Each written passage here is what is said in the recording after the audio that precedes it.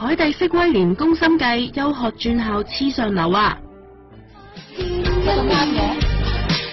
扮偶遇呢招雖然好老土，但勝在萬試萬靈。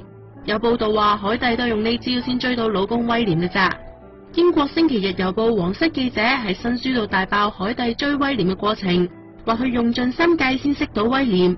書中引述海蒂當年就讀中學嘅教職員話，佢原本俾 First Choice 嘅愛丁堡大學收咗，但知道威廉讀聖安德魯斯大學之後，寧願學威廉休學1年，再報讀同一間大學同一科。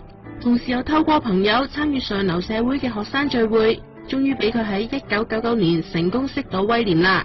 新書有講海蒂阿媽驚個女做唔成王妃，喺09年聖誕向威廉施壓，要佢保證會同海蒂訂婚，同時又俾外母家幫手湊王 B。至於海蒂妹妹皮帕，佢嘅愛情路亦都終於開花結果啦。